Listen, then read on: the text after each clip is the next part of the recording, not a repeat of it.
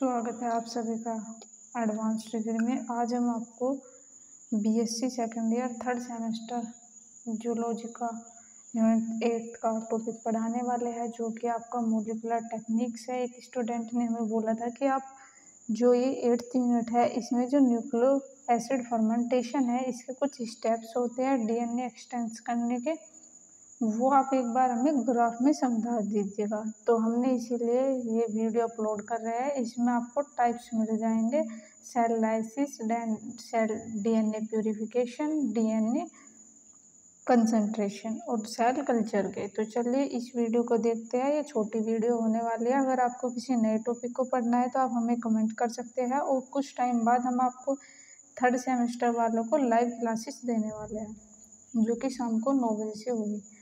तो चलिए देखते हैं न्यूक्लिक एसिड फर्मेंटेशन क्या होता है। तो ये फर्मेंटेशन यानी कि जो न्यूक्लिक एसिड होता है, इसका फर्मेंटेशन कैसे होता है।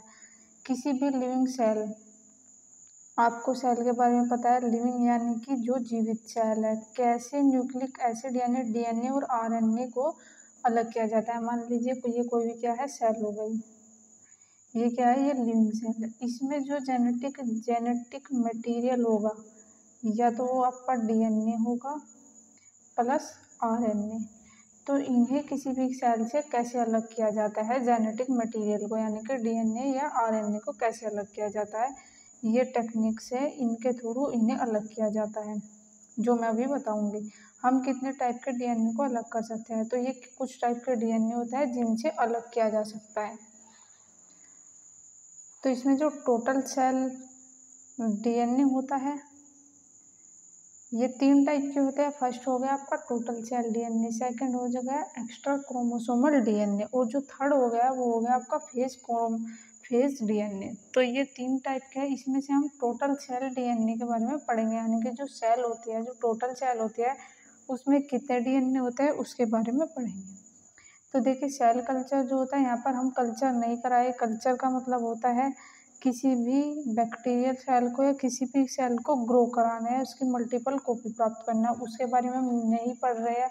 आज हम पढ़ रहे हैं यहाँ पर कि कैसे किसी भी लिविंग सेल में से डीएनए हो या आरएनए हो, यानी कि जेनेटिक मटेरियल को या न्यूक्लिक एसिड को हम कैसे डीएनए से अलग करते हैं, वो पढ़ रहे हैं, उसके मेथड पढ़ रहे हैं। तो पहला जो है इसमें सेल लाइसिस है। मैंने बता दिया, सेल कल्चर हमें नहीं पढ़ना है। सेल लाइसिस है, ये आपके कोर्स में नहीं है, ये आपका बॉटनी में टॉपिक मिलेगा। सेल को कैसे कल्चर किया जाता है, आप वहाँ से पढ़ सकते हैं सेल लाइसिस। तो जो सेल लाइसिस है, इसका जो फर्स्ट पॉइंट है वो है मैकेनिकल लाइसिस, दूसरा है केमिकल लाइसिस। तो ये 2 है। इसमें अब मैं आज आपको ग्राफ के थ्रू समझा रही हूँ। अगर आपको पॉइंट वाइज वैसे तो आपका BSc second year third semester zoology, botany, chemistry सभी की वीडियो अपलोड है, तो आप सीक्वेंस वाइज देख लीजिएगा। और जो आपका वो सिलेबस अपलोड हुआ है, उस पर आपका कंप्लीट टॉपिक और कंप्लीट सिलेबस अपलोड है। और जो ये चैनल है एडवांस डिग्री, इस पर हम एमएससी का भी एनईपी के अकॉर्डिंग अब पढ़ा रहे हैं। तो इसमें जो दूसरा है वो है डीएनए प्यूरिफिकेशन, यानी कि कोई भी डीएनए होता है उसे कैसे प्यूरिफाई किया जाता है। तो इसमें जो पहले जो है वो है ऑर्गेनिक एक्सटेंशन, कि कैसे भी ऑर्गेनिक, आपको पता है कोई भी केमिकल हो उसमें इनऑर्गेनिक और ऑर्गेनिक सब्सटेंस होता है, उन्हें कैसे अलग किया जाता है, इस मेथड में ये पढ़ते हैं। दूसरा जो है एंजाइम डाइजेशन। तो वो कैसे एंजाइम जो होता है, एंजाइम कई टाइप के होते हैं, मैंने आपको इसमें जो लेक्चर है वो आपको पढ़ा रखे हैं, जो कि आपका ट्रांसलेशन में भी बहुत सारे एंजाइम पार्टिसिपेट करते हैं। जो तीसरा है आयन एक्सचेंज क्रोमेटोग्राफी, ये आपका एक टॉपिक है और मैंने आपको पढ़ा रखा है। इसमें आयन का एक्सचेंज किया जाता है प्लस और माइनस के रूप में, यानी कि बीड्स के फॉर्म में किया जाता है। ये टॉपिक बहुत इंटरेस्टिंग है।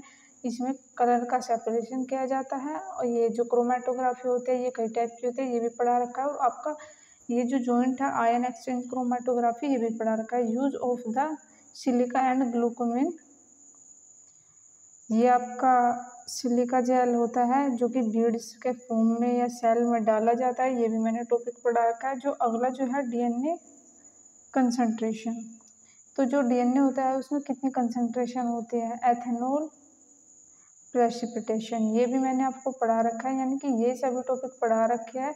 कुछ स्टूडेंट को अगर कोई कन्फ्यूजन हो, मैंने आपको एक ग्राफ बनाकर ये पूरा समझा दिया। अगर उसके बाद भी आपको कोई डाउट है या आपके किसी यूनिवर्सिटी में ऑप्शनल पेपर होते हैं जहाँ पर आपको इस तरह का ग्राफ में बताना जरूरी था। आई होप कि आपके समझ में आएगा। अगर आपको किसी भी नए टॉपिक पे आपके प्रेजेंटेशन का टॉपिक चाहिए और अगर आप एनईपी के अकॉर्डिंग रिसर्च है आपके में, तो आप हमारे चैनल से बॉटनी और जूलॉजी के दोनों की रिसर्च पेपर देख सकते हैं। तो थैंक यू गाइज, मिलते हैं किसी नए टॉपिक के साथ में। जब तक के लिए आप हमारे चैनल से जुड़े रहिएगा।